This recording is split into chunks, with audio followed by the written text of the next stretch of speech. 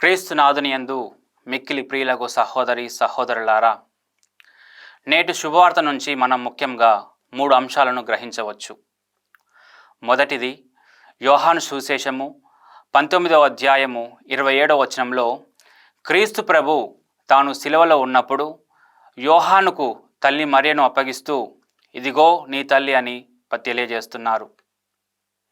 దీని ద్వారా కేవలం యోహాను వారికి మాత్రమే కాకుండా విశ్వ శ్రీసభకు మరియ తల్లిని తల్లిగా అందజేస్తున్నారు. ఇక రెండవది, యోహాను శుభవార్త 19వ అధ్యాయము 28వ వచనంలో క్రీస్తు ప్రభు 2 మాటలను పలుకుచున్నారు. మొదటిది, అంతయు సమాప్తమైనది. క్రీస్తు ప్రభు మొదలుపెట్టిన పనిని సంపూర్తి చేశారని మనం గ్రహించవచ్చు. అదే మానవుల పాపములకై తనను తాను సంపూర్తిగా అర్పించుకొని మనకు రక్షణను తీసుకొని వచ్చారు. రెండవది, నాకు దాహమగుచున్నది.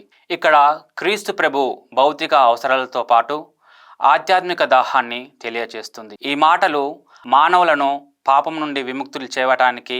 ఇక మూడవది, యోహాను శుభవార్త 19వ అధ్యాయము 34వ వచనంలో సైనికుడు క్రీస్తు ప్రభు యొక్క ప్రక్కలో పొడిచినప్పుడు రక్తము నీరు స్రవించాయి.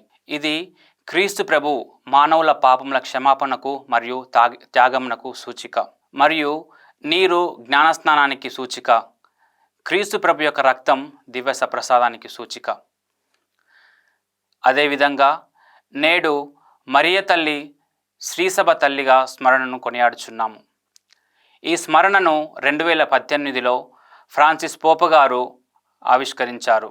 ఈ పండుగను పెంతెకోస్తు ఆదివారం తర్వాత వచ్చే సోమవారంలో జరుపుకోవాలి. పెంతెకోస్తు తర్వాతి రోజు మరియ తల్లిని శ్రీసభ తల్లిగా స్మరించుకోవడం ఎంతో ప్రాముఖ్యమైనది.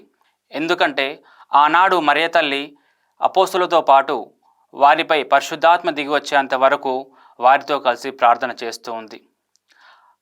ఆనాడు మొదలుకొని నేటి వరకు మరియ తల్లి శ్రీసభకు రక్షణగా ఉంటుంది.